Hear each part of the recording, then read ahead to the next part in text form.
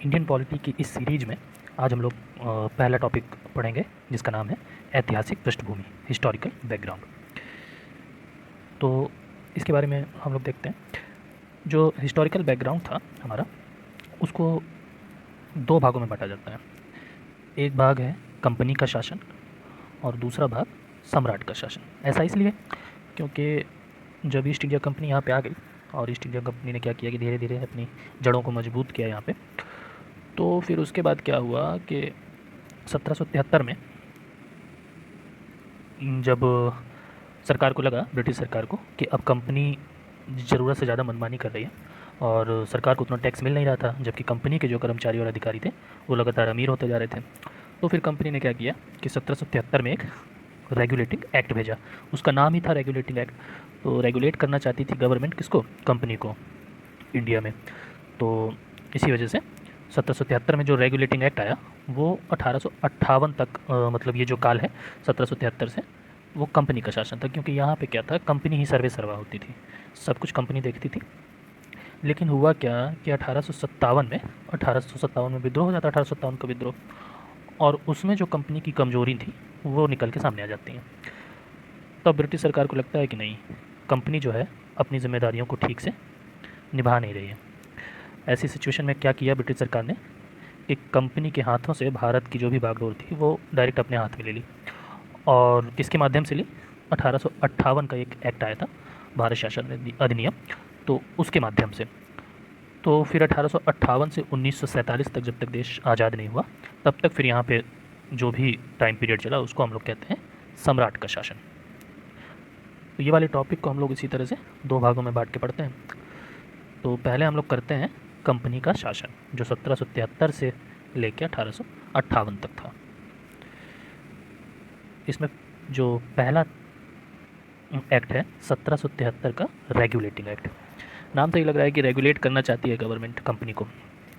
तो इसमें बात वही थी कि ईस्ट इंडिया कंपनी के कार्यों को नियंत्रित करते हुए पहली बार कंपनी के राजनीतिक और प्रशासनिक कार्यों को मान्यता मिल गई।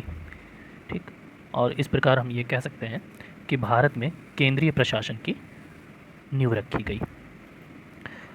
अब इसी के तहत क्या किया गया, बंगाल के गवर्नर को बंगाल का गवर्नर जनरल बना दिया गया। और इसके बाद क्या किया गया कि उसकी सहायता के लिए एक 4 सदस्यीय परिषद भी बनाई गई। तो 4 सदस्यीय परिषद का गठन किया गया और ये जो वारेन हेस्टिंग थे, बंगाल के प्रथम गवर्नर जनरल बने। अब पहले तो तीनों प्रेसिडेंसियाँ अलग अलग थीं, बंगाल, बम्बई, मद्रास, ये अलग अलग अपना काम करती थी। मतलब सबके अलग अलग गवर्नर थे, अलग अलग काम करती थी। लेकिन हुआ क्या कि जब बंगाल के गवर्नर को गवर्नर जनरल बनाया गया, तब उसके बाद किया यह गया कि बम्बई और मद्रास प्रेसिडेंसी को बंगाल के अधीन कर दिया गया। तो बम्बई और मद्रास प्रेसिडेंसी बंगाल के अधीन काम करने लगी। इसके तहत एक काम और हुआ था। 1774 में कलकत्ता में एक सुप्रीम कोर्ट की स्थापना की गई, जिसमें एक मुख्य न्यायाधीश था और 3 अन्य न्यायाधीश थे। तो जो मुख्य न्यायाधीश था वो कौन था? Elijah Impey. और जो 3 अन्य न्यायाधीश थे वो कौन थे? चैम्बर, हाइड और लेमेस्टर। अब देखते हैं 1773 का जो रेगुलेटिंग एक्ट था उसमें एक व्यवस्था और की गई थी कि कंपनी के जो कर्मचारी थे वो अब ना तो निजी व्यापार कर सकते थे और ना ही भारतीयों से उपहार व रिश्वत ले सकते थे। ठीक, तो एक तरह से हम कह सकते हैं कि सरकार ने किया क्या कि सरकार ने कोर्ट ऑफ डायरेक्टर के माध्यम से कंपनी के ऊपर अपनी पकड़ मजबूत कर ली। ठीक, क्यों? क्योंकि कोर्ट ऑफ डायरेक्टर करता क्या था? कोर्ट ऑफ डायरेक्टर ये करता था कि कंपनी के जितने भी कार्य होते थे, जैसे राजस्व कार्य हुए, नागरिक कार्य हुए और जो भी सैनिक मामले हुए, वो सब पे नज़र रखता था कोर्ट ऑफ डायरेक्टर। और नज़र रखता था और इनकी जो भी गतिविधियाँ होती थी वो सब की एक रिपोर्ट बना के ब्रिटिश सरकार को भेज देता था। तो कंपनी के ऊपर एक मतलब कंट्रोल आ गया था 1773 के रेगुलेटिंग एक्ट के तहत। अब आगे बढ़ते हैं। अब आता है 1781 का एक्ट ऑफ सेटलमेंट। तो जो 1781 का एक्ट ऑफ सेटलमेंट था, ये लाया ही क्यों गया था? लाया, इसके लाने का उद्देश्य क्या था? तो उद्देश्य ये था कि 1773 का जो रेगुलेटिंग एक्ट था उसकी कमियों को दूर करने के लिए ये लाया गया। तो कोई प्रश्न इस तरह से भी बन सकता है कि 1773 के रेगुलेटिंग एक्ट की कमियों को दूर करने के लिए कौन सा एक्ट लाया गया था? तो एक्ट ऑफ सेटलमेंट 1781। इसमें क्या व्यवस्था की गई? तो इसमें जो पहली व्यवस्था थी हम लोग देख लेते हैं कि सुप्रीम कोर्ट के अधिकार क्षेत्र से कुछ चीज़ों को बाहर कर दिया गया। ठीक, तो सुप्रीम कोर्ट के अधिकार क्षेत्र से क्या बाहर किया गया? गवर्नर जनरल तथा उसकी काउंसिल को, कंपनी के सेवक और राजस्व संबंधी सभी मामले और राजस्व वसूली, ये सब सुप्रीम कोर्ट के अधिकार क्षेत्र से बाहर हो गया। इसमें अगला पॉइंट था कलकत्ता के निवासियों के लिए क्या व्यवस्था थी। तो निवासियों के लिए क्या व्यवस्था थी देख लेते हैं। तो निवासियों को सुप्रीम कोर्ट के अधिकार क्षेत्र के अंदर रखा गया। ठीक, मतलब कलकत्ता के निवासियों को अगर कोई दिक्कत होती है तो वो कहाँ जाएंगे? Supreme court. सुप्रीम कोर्ट ही उनका निर्णय करेगा। लेकिन इसमें एक अच्छी व्यवस्था ये की गई, ये व्यवस्था की गई थी कि हिंदू और मुसलमान दोनों के निजी कानूनों के हिसाब से उनके मामले निपटाए जाएंगे। मतलब इसमें यह कह दिया गया कि अगर हिंदू का मामला आता है तो हिंदू के जो भी कानून है उसके हिसाब से मामले निपटाइए, और मुसलमानों का कोई अगर मामला आता है तो मुसलमानों के कानून के हिसाब से उनको मामले को निपटाइए। ठीक, अब इसमें लास्ट पॉइंट क्या है? प्रांतीय न्यायालयों के लिए क्या व्यवस्था की गई। तो अगर प्रांतीय न्यायालयों के लिए इसमें यह व्यवस्था की गई कि जैसे प्रांतीय न्यायालय ने कोई निर्णय दे दिया है, डिसीजन दे दिया है, तो उस जजमेंट के खिलाफ अगर अपील करनी है तो अपील गवर्नर जनरल के यहाँ पर की जाएगी, ना कि सुप्रीम कोर्ट में। ये मोस्ट पॉइंट था कि जो प्रांतीय न्यायालय थे उनके जजमेंट के खिलाफ अगर रिपोर्ट अपील करनी है तो कहाँ की जाएगी? गवर्नर जनरल के पास, सुप्रीम कोर्ट में नहीं। और गवर्नर जनरल के पास ये अधिकार भी था कि वो प्रांतीय न्यायालयों के लिए कानून बना सकता था। तो ये था पूरा 1781 का एक्ट ऑफ सेटलमेंट। ठीक है, अब देखते हैं, अब आते हैं लॉर्ड कॉर्नवालिस। तो लॉर्ड कॉर्नवालिस कैसे आए देखते हैं।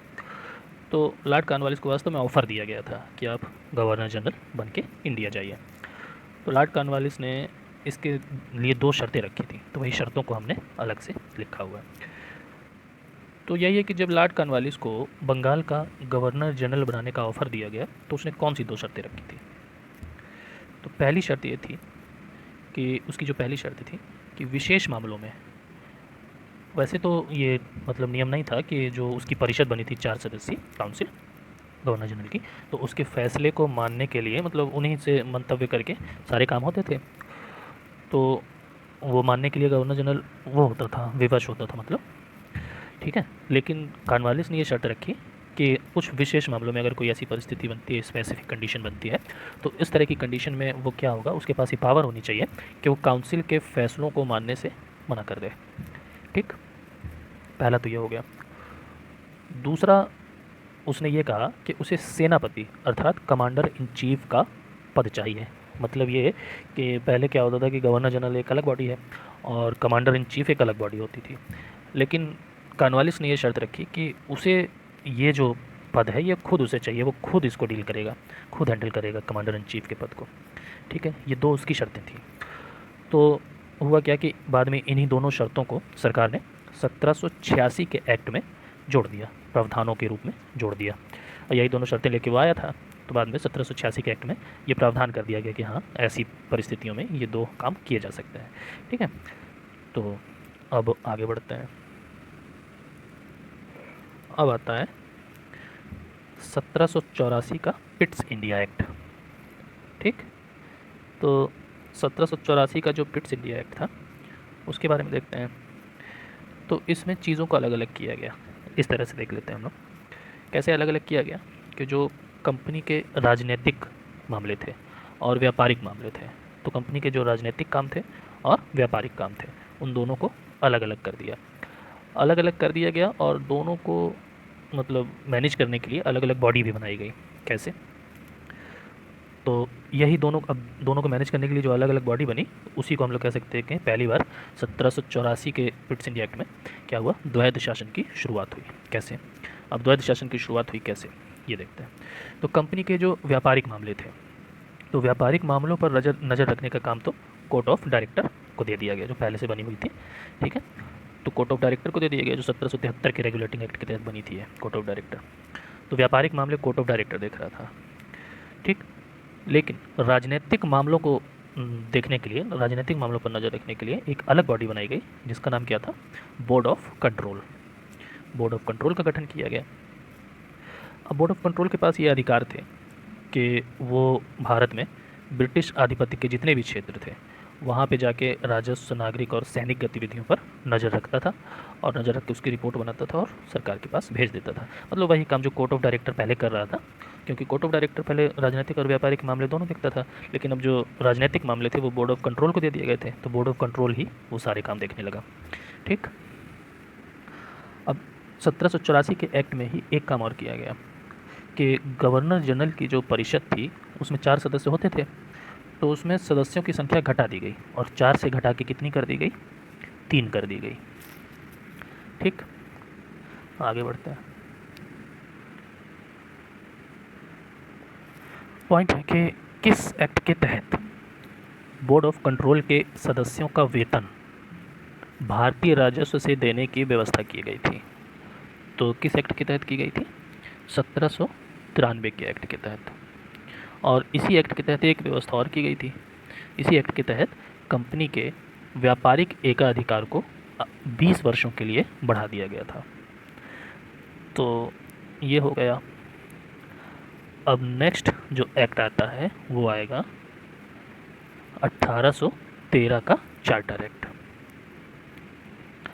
1813 का जो चार्टर एक्ट है, इसकी मैंने एक ट्रिक बनाई थी, इससे फटाक से याद हो जाएगा। चीन चाय के मिशन पर स्थानीय लोगों का 1 लाख रुपए खर्च हुआ। ठीक, कैसे, तो चीन से क्या है, तो चीन और चाय को छोड़कर कंपनी के सारे व्यापारिक अधिकार समाप्त कर दिए गए, जो व्यापारिक एकाधिकार थे वो समाप्त कर दिए गए।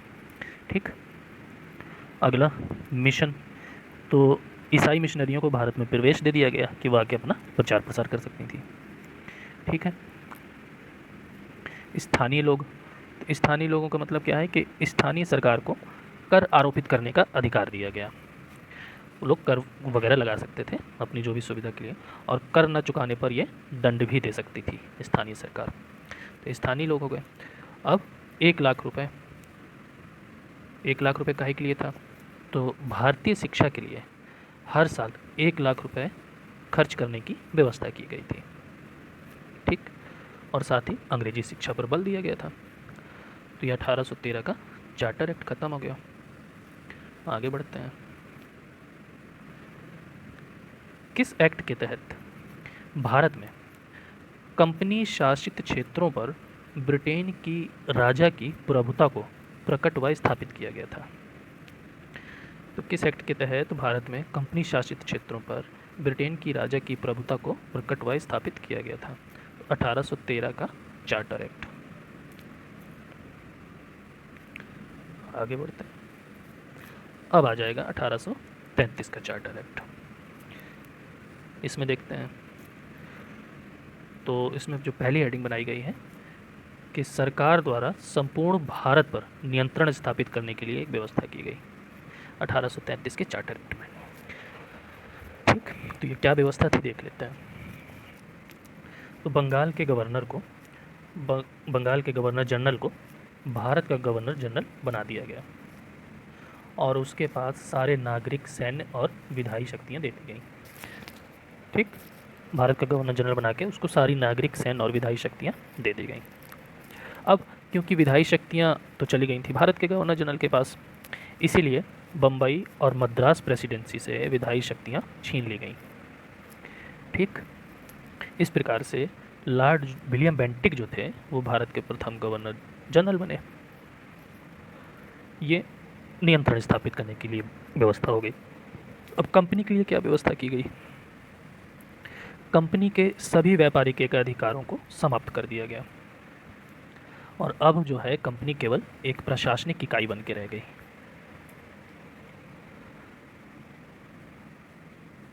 लास्ट है कि इसमें एक नई शुरुआत करने की कोशिश की गई थी 1833 के चार्टर एक्ट में। वो नई शुरुआत क्या थी, नई शुरुआत ये थी कि सिविल सेवकों की भर्ती के लिए इसमें सोचा गया कि सिविल सेवकों की भर्ती के लिए एक खुली प्रतियोगिता कराई जाए, खुली प्रतियोगिता की शुरुआत की जाए ताकि भारतीयों को भी इसमें शामिल कर लिया जाए, भारतीयों को भी इससे वंचित न रखा जाए। लेकिन हुआ क्या कि कोर्ट ऑफ डायरेक्टर के विरोध करने के कारण ये व्यवस्था लागू नहीं हो पाई थी। अब देखिएगा यहाँ पे बिल्कुल बहुत interesting story. Court of director यहाँ पे विरोध कर रहा है, जाएगा court of director. Next point है, किस एक्ट के तहत गवर्नर जनरल की कार्यकारिणी परिषद में अस्थायी रूप से एक चौथा सदस्य जोड़ा गया? किस रूप में? विधि सदस्य के रूप में जोड़ा गया। ठीक है, तो ये जोड़ा गया 1833 के चार्टर एक्ट में। तो ये जो विधि सदस्य था ये अस्थायी रूप से कब जोड़ा गया? 1833 के चार्टर एक्ट में। और इसी विधि सदस्य को स्थायी कब बनाया गया? स्थायी बनाया गया 1853 के चार्टर एक्ट में। ठीक है, अब 1853 के चार्टर एक्ट में एक और अच्छा काम किया गया।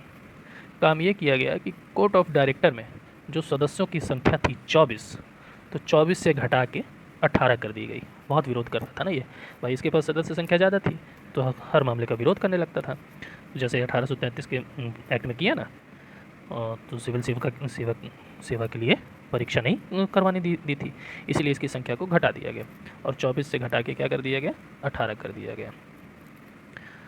अब 1853 का जो चार्टर एक्ट है उसको थोड़ा सा हम लोग डिटेल में पढ़ते हैं। ठीक, तो 1853 का चार्टर एक्ट, इसमें दो काम किए गए। पहला काम, गवर्नर जनरल की परिषद के लिए व्यवस्था की गई और सिविल सेवकों के लिए व्यवस्था की गई। तो जो गवर्नर जनरल की परिषद थी उसके लिए क्या व्यवस्था की गई ये देखते हैं हम लोग। तो परिषद के जो विधायी और प्रशासनिक कार्य थे, विधायी और प्रशासनिक कार्य दोनों को अलग कर दिया गया। और फिर क्या किया गया? विधायी कार्यों को देखने के लिए एक नई विधान परिषद का गठन किया गया। ठीक, जिसे भारत में हम लोग क्या कह सकते हैं? केंद्रीय विधान परिषद। केंद्रीय विधान परिषद कहा गया। तो भारत में केंद्रीय विधान परिषद का गठन किस एक्ट के तहत हुआ था? 1853 के चार्टर एक्ट के तहत। अब ये जो केंद्रीय विधान परिषद बन गई तो इसमें क्या किया गया कि 6 नए पार्षद जोड़े गए। इन 6 का चुनाव कैसे होना था? इनमें से 4 का जो चुनाव है वो बंगाल, बम्बई, मद्रास और आगरा की स्थानीय सरकारों द्वारा किया जाना था। ठीक, तो जब 4 का चुनाव ऐसे होना है तो इसका मतलब यह है कि इस प्रकार पहली बार क्षेत्रीय प्रतिनिधित्व का सिद्धांत लागू किया गया। ठीक, अब सिविल सेवकों के लिए क्या किया गया? 1853 के चार्टर एक्ट में सिविल सेवकों के लिए क्या व्यवस्था थी? तो सिविल सेवकों के लिए भर्ती करने के लिए एक खुली प्रतियोगिता लागू की गई ताकि इसमें भारतीयों को भी शामिल किया जा सके। बाद में फिर इसकी देख रेख के लिए 1854 में मैकाले समिति का गठन किया गया। ठीक है, अब देखते हैं तो टोटल चार्टर एक्ट की संख्या कितनी थी? टोटल चार्टर एक्ट कितने थे? 4 चार्टर एक्ट थे, 1793, 1813, 1833 और 1853। ठीक है, और इसमें इन चार्टर एक्ट में ये व्यवस्था की गई थी कि हर चार्टर एक्ट जो आएगा वो 20 साल के अंतराल में आएगा। तो आप ध्यान दे लीजिए, चारों चार्टर एक्ट में 20-20 साल का अंतर है। ठीक, अब आगे बढ़ते हैं। किस एक्ट के तहत बोर्ड ऑफ कंट्रोल तथा बोर्ड ऑफ डायरेक्टर को समाप्त कर दिया गया था? 1858 का भारत शासन अधिनियम, इसके तहत इसको समाप्त कर दिया गया। ठीक, अब देखते हैं तो अब वो जो कंपनी का शासन था वो समाप्त हो गया। ठीक है, 1858 का एक्ट आया, उसके तहत ख़त्म कर दिया गया था। अब जो शुरू होगा अब वो सम्राट का शासन है। सम्राट के शासन को देख लेते हैं। अब होता क्या है कि 1857 का जो विद्रोह हुआ, तो विद्रोह के बाद ब्रिटिश सरकार को अब लगने लगा था, वो रियलाइज़ करने लगी कि भारत का शासन अगर हमें चलाना है तो चलाने के लिए भारतीयों का सहयोग भी ज़रूरी है। ठीक है, अतः इसी सहयोग को पाने के लिए सरकार ने क्या किया? 1861 का अधिनियम, 1892 का अधिनियम और 1909 का अधिनियम, ये 3 अधिनियम एकदम बैक टू बैक लेके आई। ठीक है, तो इन्हीं अधिनियम को हम लोग पढ़ते हैं। पहला 1861 का भारत परिषद अधिनियम। तो बिल्कुल वहीं से शुरू करते हैं कि भाई भारतीयों को शामिल करना था। तो भारतीयों को शामिल करने के लिए पहली हेडिंग क्या बनाई गई, कानून बनाने की प्रक्रिया में भारतीय लिए गए। तो कैसे, तो इसमें यह व्यवस्था की गई कि वायसराय को यह अधिकार दिया गया कि वायसराय कुछ भारतीयों को गैर सरकारी सदस्य के रूप में विधान परिषद में मनोनीत कर सकता था। ठीक है। अतः कैनिंग उस समय वायसराय थे, तो कैनिंग ने क्या किया, बनारस के राजा, पटियाला के राजा और सर दिनकर राव को मनोनीत कर लिया। अब इसी एक्ट के तहत क्या किया गया, विकेंद्रीकरण की शुरुआत की गई। तो कैसा विकेंद्रीकरण, तो जिस केंद्रीकरण का दौर 1773 से लेके 1833 तक चला, सब कुछ केंद्रीकरण हो रहा था ना, सब कुछ मतलब एक ही आदमी के हाथ में जा रहा था। पहले गवर्नर जनरल के, बंगाल के गवर्नर जनरल के हाथ में गया, फिर भारत के गवर्नर जनरल के हाथ में गया, इस तरह से। लेकिन उसको अब समाप्त कर दिया गया। ठीक है। और 1861 में इसको समाप्त कर दिया गया। क्यों, क्योंकि जो बम्बई और मद्रास से विधायी अधिकार छीने गए थे ना 1833 के एक्ट में, ठीक है, तो वो बम्बई और मद्रास प्रेसिडेंसी के विधायी अधिकार उनको वापस कर दिए गए। तो इस तरह से हम कह सकते हैं कि विकेंद्रीकरण की शुरुआत हो गई। नेक्स्ट है, 3 जगहों पर विधान परिषद का गठन किया गया। एक नई विधान परिषद बनाई गई 3 जगह। कहाँ कहाँ, बंगाल, उत्तर पश्चिमी प्रांत और पंजाब। तो बंगाल में कब बनाई गई, 1862। उत्तर पश्चिमी प्रांत में कब बनाई गई, 1866। और पंजाब में कब बनाई गई, 1897। इसी एक्ट के तहत क्या किया गया, कैनिंग का जो पोर्टफोलियो प्रणाली थी 1859 में आई थी, जो कैनिंग की पोर्टफोलियो प्रणाली को मान्यता मिल गई। ठीक है। तो इसमें होता क्या था कि इसमें जो वायसराय की परिषद थी, तो वायसराय की परिषद का कोई एक सदस्य, सिंगल मेंबर के पास भी अधिकार था। ठीक है। एक सदस्य एक से अधिक विभागों का प्रभारी बनाया जा सकता था। ठीक है, पहली चीज़ तो ये। और वो काउंसिल की तरफ से अंतिम आदेश भी जारी कर सकता था। तो ये कैनिंग की पोर्टफोलियो प्रणाली थी, जो कैनिंग का पोर्टफोलियो सिस्टम था वो था इसमें। तो उसमें यही किया गया कि जो सिंगल मेंबर होता था वायसराय की परिषद का, वो सिंगल मेंबर एक से अधिक विभागों का प्रभारी बनाया जा सकता था। और उसके पास ये पावर होती थी कि वो काउंसिल की तरफ से अंतिम निर्णय भी जारी कर सकता था। लास्ट इसमें क्या किया गया, वायसराय की आपातकालीन शक्तियों के बारे में कुछ व्यवस्था की गई। क्या व्यवस्था की गई कि आपातकाल में काउंसिल के परामर्श के बिना वायसराय अध्यादेश जारी कर सकता था। ठीक है, लेकिन इस तरह का अध्यादेश कितने दिनों के लिए मान्य था, 6 महीने के लिए मान्य था। ठीक है। तो इस एक्ट में ये व्यवस्था की गई कि आपातकाल में काउंसिल के परामर्श के बिना भी वायसराय अध्यादेश जारी कर सकता है। तो किस एक्ट में किया गया, 1861 के भारत परिषद अधिनियम में। ठीक, आगे बढ़ते हैं। अब आता है 1892 का भारत परिषद अधिनियम। इसमें पहला पॉइंट, गैर सरकारी सदस्यों के लिए कुछ व्यवस्था की गई। तो जो गैर सरकारी सदस्यों की परंपरा 1861 के एक्ट में शुरू हुई, तो उसको और मजबूत बनाने के लिए 1892 में एक व्यवस्था की गई। वो व्यवस्था क्या थी कि केंद्रीय और प्रांतीय विधान परिषद में गैर सरकारी सदस्यों की संख्या बढ़ा दी गई। ठीक, बढ़ा दी गई, लेकिन बहुमत अभी भी क्या था, सरकारी सदस्यों का ही रहता था। ठीक है। लास्ट इसमें विधान परिषद के अधिकारों में वृद्धि की गई। क्या वृद्धि की गई, इसमें यह व्यवस्था की गई कि विधान परिषदों को बजट पर बहस करने का अधिकार दिया गया। तो विधान परिषदों को बजट पर बहस करने का अधिकार किस एक्ट के तहत मिला था, 1892 के भारत परिषद अधिनियम के तहत। किस अधिनियम के तहत अप्रत्यक्ष चुनाव प्रणाली और अंशतः संसदीय व्यवस्था को लागू किया गया था, 1892 का भारत परिषद अधिनियम। आगे बढ़ते हैं। अब आ जाते हैं हम लोग 1909 का जो भारत परिषद अधिनियम है उसके बारे में। तो 1909 का जो भारत परिषद अधिनियम है उसको मार्ले मिंटो सुधार अधिनियम भी कहा जाता है। ठीक है। इसमें क्या किया गया कि केंद्रीय और प्रांतीय विधान परिषदों के लिए कुछ व्यवस्थाएं की गई। क्या व्यवस्था की गई कि हुआ क्या कि विधान परिषदों के आकार में काफ़ी वृद्धि कर दी गई, काफ़ी बढ़ा दिया गया। कुछ 1892 में भी बढ़ाया गया और फिर यहाँ पे कुछ ज़्यादा ही वृद्धि कर दी गई।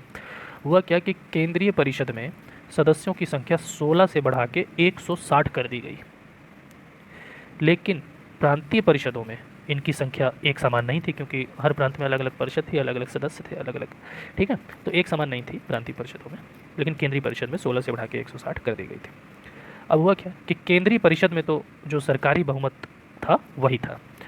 तो सरकारी सदस्यों का जो बहुमत होता था केंद्रीय परिषद में वही चल रहा था, बहुमत सरकारी सदस्यों का ही होता था। लेकिन प्रांतीय परिषदों में हुआ क्या कि गैर सरकारी बहुमत को अनुमति दे दी गई।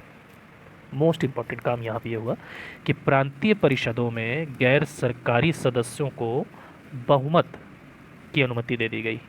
किस एक्ट के तहत? 1909 का भारत परिषद अधिनियम। ठीक, अब देख लेते हैं इसमें भारतीयों के लिए क्या किया गया था। तो पहली बार भारतीयों को वायसराय और गवर्नर की परिषद के साथ एसोसिएशन बनाने का अधिकार दे दिया गया, यही 1909 के अधिनियम में। अब जब एसोसिएशन बनाने का अधिकार दे दिया गया, जिसकी वजह से हुआ क्या, सत्येंद्र प्रसाद सिन्हा वायसराय की परिषद में विधि सदस्य के रूप में शामिल हो गए। अब मुसलमानों के लिए क्या व्यवस्था थी ये देख लेते हैं। तो इसमें मुसलमानों के पृथक निर्वाचन मंडल को स्वीकार कर लिया गया और उन्हें सांप्रदायिक प्रतिनिधित्व का अधिकार दिया गया। अब इसमें होता क्या था कि इसमें होता ये था कि मुस्लिम सदस्यों का जो चुनाव है वो मुस्लिम मतदाता ही कर सकते थे और कोई नहीं कर सकता था।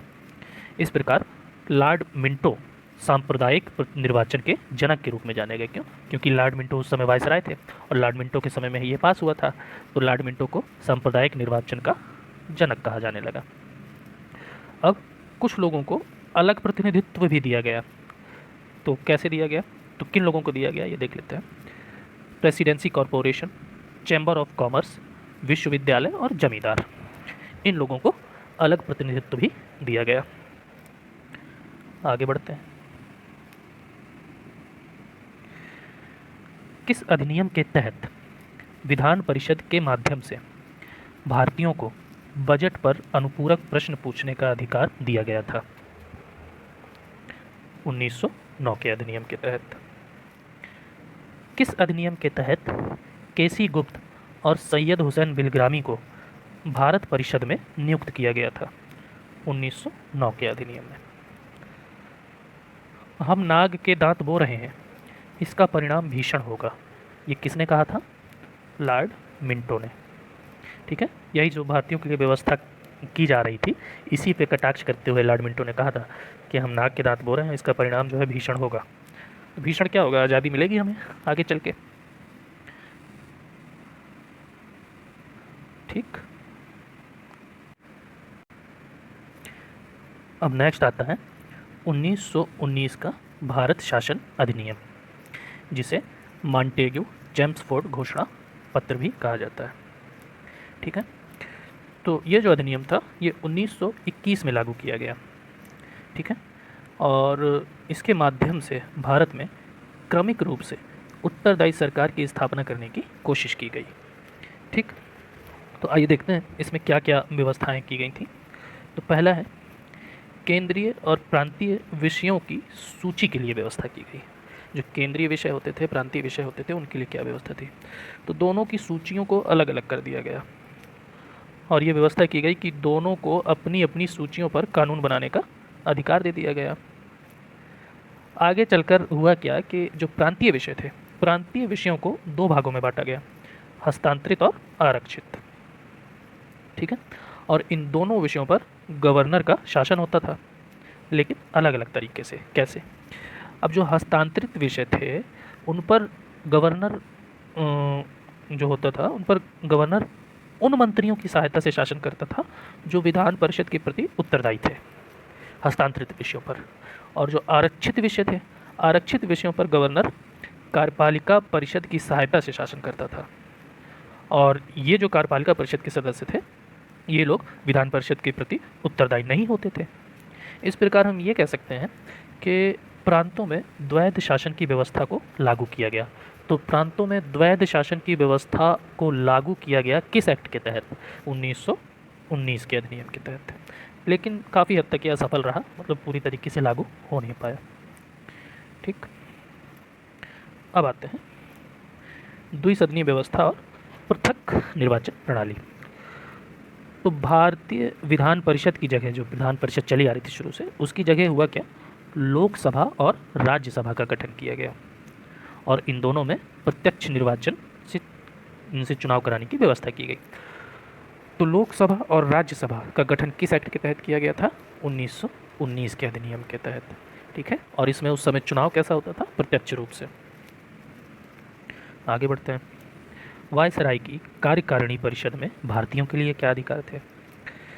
तो अब ये व्यवस्था की गई कि वायसराय की कार्यकारिणी परिषद के 6 सदस्यों में से 3 सदस्य भारतीय होने चाहिए, लेकिन कमांडर इन चीफ के पद को छोड़कर। ठीक, तो ये व्यवस्था कब की गई कि वायसराय की कार्यकारिणी परिषद के जो 6 सदस्य होते हैं, 6 सदस्यों में से 3 सदस्य भारतीय होने चाहिए, लेकिन कमांडर इन चीफ के पद को छोड़कर। ये कब की गई व्यवस्था? 1919 के अधिनियम में। नेक्स्ट है पृथक निर्वाचन मंडल का विस्तार। तो अब पृथक निर्वाचन मंडल पहले तो मुस्लिमों के लिए व्यवस्था, लेकिन अब यहाँ पे विस्तार किया गया। तो 1919 के अधिनियम के तहत और किसको किसको दिया गया पृथक निर्वाचन मंडल? सिख, ईसाई, एंग्लो इंडियन और यूरोपियन को। नेक्स्ट है लोगों को मताधिकार। तो लोगों को मताधिकार कैसे दिया गया?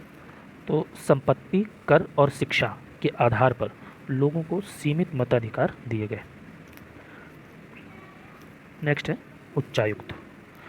तो उच्चायुक्त तो ऐसे हो सकता है कि किस अधिनियम के तहत भारत के लिए एक उच्च आयुक्त का गठन किया गया था? तो किस अधिनियम के तहत किया गया था? 1919 के अधिनियम के तहत। तो लंदन में भारत के लिए एक उच्च आयुक्त का गठन किया गया। ठीक है, और भारत सचिव के कुछ काम किसको दे दिए गए? उच्च आयुक्त को दे दिए गए। नेक्स्ट पॉइंट है बजट के लिए व्यवस्था और वैधानिक आयोग। तो केंद्र और राज्य के बजट को अलग अलग कर दिया गया। ठीक, और ये कह दिया गया कि अब अपना अपना बजट आप लोग स्वयं बनाओ। साथ ही एक वैधानिक आयोग का गठन किया गया, जिसका काम क्या था? उस वैधानिक आयोग का काम क्या था कि प्रत्येक 10 वर्ष में, 10 साल में जांच करके अपनी रिपोर्ट प्रस्तुत करेगा। ठीक है, तो ये वैधानिक आयोग किस एक्ट के तहत बना था? 1919 के एक्ट के तहत। किस अधिनियम के तहत नियंत्रक एवं महालेखा परीक्षक की नियुक्ति की गई थी? तो 1919 का अधिनियम। द्वैध शासन के जन्मदाता लियोनस कर्टियस।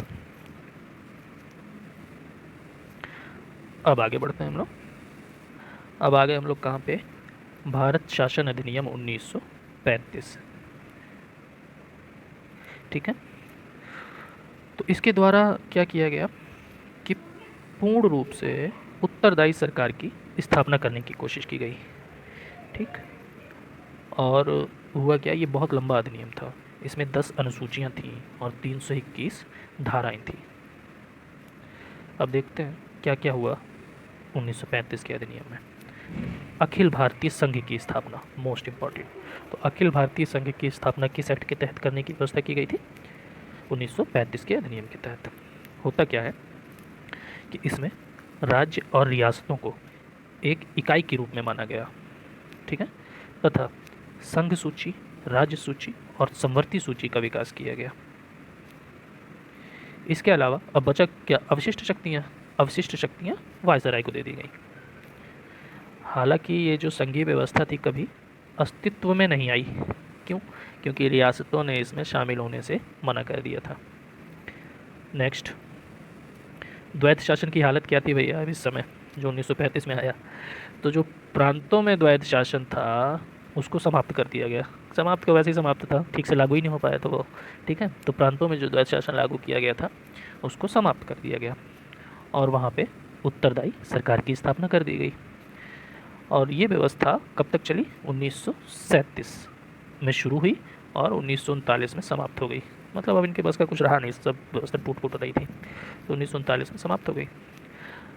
अब प्रांतों में तो द्वैध शासन समाप्त हो गया था, इसीलिए केंद्र में द्वैध शासन लागू किया गया। तो केंद्र में द्वैध शासन किस एक्ट के तहत लागू किया गया था? 1935 के एक्ट के तहत, जिसकी वजह से विषयों को स्थानांतरित और आरक्षित के रूप में बांट दिया गया। हालांकि ये व्यवस्था भी लागू नहीं हो पाई थी। ठीक, अब प्रांतों में द्विसदनीय व्यवस्था इसी के तहत आई। कैसे? 11 में से 6 प्रांतों में द्विसदनीय व्यवस्था लागू की गई और वहाँ पे विधानसभा, सभा और विधान परिषद का गठन किया गया। तो ये व्यवस्था किस एक्ट के तहत आई थी? 1935 के एक्ट के तहत। हालांकि इनके ऊपर कई प्रकार के प्रतिबंध थे लेकिन लगाए गए थे, लेकिन मान के चलते हैं कि भाई द्विसदनीय व्यवस्था तो लागू हो ही गई थी 6 प्रांतों में। और वो 6 प्रांत कौन कौन से थे? बंगाल, बम्बई, मद्रास, बिहार, असम और संयुक्त प्रांत। आगे बढ़ते हैं। पृथक निर्वाचन मंडल का फिर से विस्तार किया गया।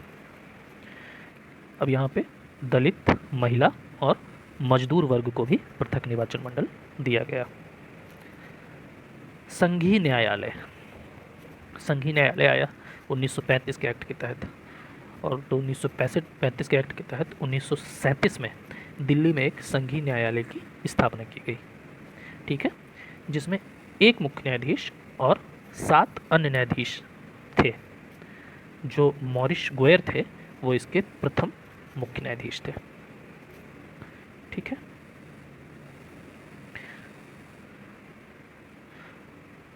इस एक्ट के तहत वर्मा को भारत से अलग किया गया था और आरबीआई की स्थापना की गई थी। 1935 का अधिनियम। किस एक्ट के तहत मताधिकार का विस्तार करके 10% बढ़ा दिया गया था? 1935 का अधिनियम। किस एक्ट के तहत 1858 के द्वारा स्थापित भारत परिषद को समाप्त कर दिया गया और इंग्लैंड में भारत सचिव को सलाहकारों की एक नई टीम भी मिल गई? 1935 का अधिनियम।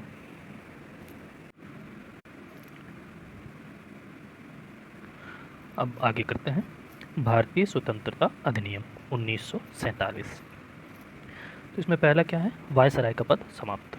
देश आज़ाद हो चुका था क्योंकि हमारा, तो वायसराय का पद समाप्त करके दोनों देशों के लिए गवर्नर जनरल का पद बनाया गया, जिसकी नियुक्ति दोनों देशों की कैबिनेट की सिफारिश पर कौन करने वाला था? ब्रिटेन के ताज के द्वारा। ब्रिटेन का मतलब ब्रिटेन की महारानी को करना था नियुक्ति। इन पर ब्रिटेन की सरकार का कोई नियंत्रण नहीं था, लेकिन केवल नियुक्ति करना था ब्रिटेन की महारानी को। फिर संविधान बनाने की शक्ति।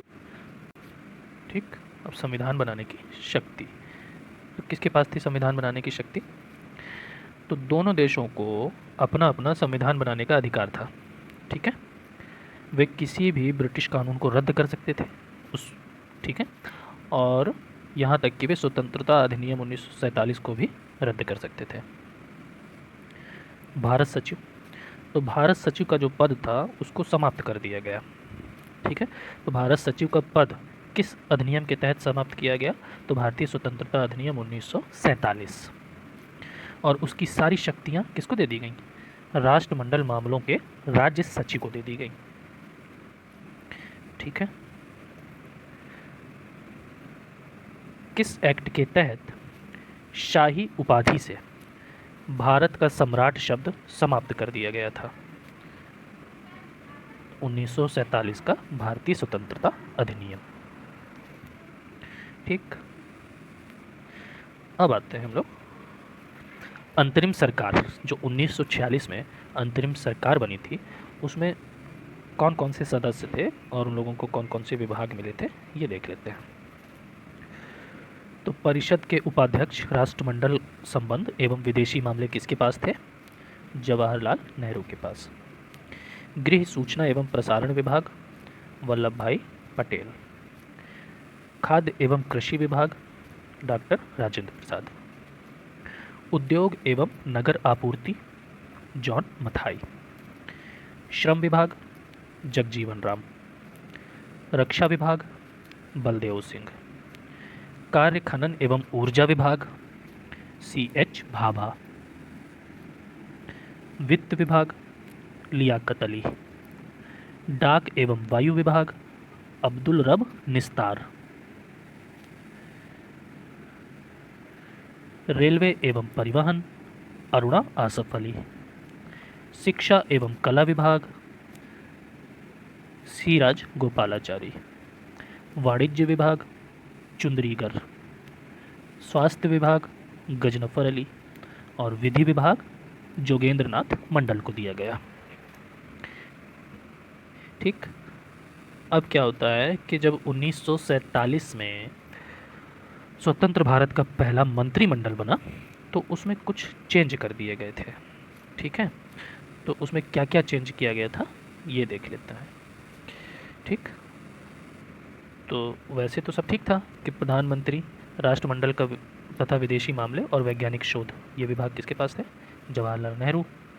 ठीक, फिर गृह सूचना एवं प्रसारण विभाग तथा राज्यों के मामले किसके पास थे? वल्लभ भाई पटेल। खाद्य एवं कृषि विभाग राजेंद्र प्रसाद। शिक्षा विभाग अबुल कलाम आज़ाद। रेलवे एवं परिवहन विभाग जॉन मथाई। वित्त विभाग षडमुखम सेट्टी। विधि विभाग अंबेडकर जी को दे दिया गया। ठीक है, तो जो जो चेंज हुए हैं उन पे देखिएगा आप। श्रम विभाग जगजीवन राम को दिया गया। रक्षा विभाग बलदेव सिंह को दे दिया गया। स्वास्थ्य विभाग अमृत कौर। वाणिज्य विभाग CH भाभा। संचार विभाग अहमद किदवई। उद्योग एवं आपूर्ति विभाग श्यामा प्रसाद मुखर्जी। कार्य खनन एवं ऊर्जा विभाग नरहरि विष्णु। ठीक है, तो जो जो चेंज हुए हैं उनको देख लीजिएगा आप। जॉन मथाई ये पहले उद्योग एवं आपूर्ति विभाग देख रहे थे, लेकिन बाद में रेलवे एवं परिवहन विभाग दे दिया गया इनको। ठीक, तो जो चेंज हुए थे विभाग वो ये हैं: वित्त, विधि, वाणिज्य, स्वास्थ्य, रेलवे, खनन, शिक्षा और उद्योग आपूर्ति। तो इनको देख लीजिएगा आप। ठीक है, नेक्स्ट 1773 के रेगुलेटिंग एक्ट के तहत गवर्नर जनरल की सहायता के लिए जो 4 सदस्यीय परिषद बनी थी उसमें सदस्य कौन कौन था? वो थे क्लेवरिंग, फ्रांसिस, मानसन, वारवेल। क्लेवरिंग, फ्रांसिस, मानसन, वारवेल। और इन सदस्यों का कार्यकाल कितना होता था? 4 वर्ष का कार्यकाल था। 1833 के चार्टर एक्ट की किस धारा के तहत ये कहा गया था कि किसी भी भारतीय को धर्म, जाति, मूल वंश आदि के आधार पर सरकारी सेवाओं से वंचित नहीं किया जा सकता? धारा 87। गवर्नर जनरल की कार्यकारिणी परिषद में चौथे विधि सदस्य के रूप में सर्वप्रथम किसे नियुक्त किया गया था? मैकाले को। अब भारत में अंग्रेजी शिक्षा की नींव जो पड़ी थी उसके आधार क्या क्या थे ये देख लेते हैं। तो 1813 का charter act, general committee of public instruction 1823, इसके अध्यक्ष कौन थे? मैकाले। फिर प्राच्यविद एवं आंग्लविदों का जो विवाद था। आंग्ल शिक्षा के नेता कौन थे? ट्रेविलियन। प्राच्य शिक्षा के नेता प्रिंसिप। किस अधिनियम के तहत वर्मा को भारत से अलग करके 2 नए प्रांत सिंध और उड़ीसा बनाए गए थे? 1935 का अधिनियम। राष्ट्रपति के अध्यादेश जारी करने की शक्ति किस अधिनियम से प्रेरित है? 1935 के अधिनियम की धारा 42। ठीक, 1919 के अधिनियम के तहत भारत में कब कब केंद्रीय विधानसभा चुनाव कराए गए थे? तो 1926 में और 1945 में। संवैधानिक निरंकुशता का सिद्धांत कहाँ से लिया गया है? 1935 के अधिनियम से। ठीक है, और केंद्र और राज्यों के बीच जो शक्तियों का विभाजन है वो भी कहाँ से लिया गया है? 1935 के अधिनियम से। उसमें है ना संघ सूची, राज्य सूची, समवर्ती सूची। ठीक है, तो इसी के साथ ही इस वीडियो को हम लोग समाप्त करते हैं। मिलेंगे हम लोग इंडियन पॉलिटी की अगली सीरीज में। Okay, thank you.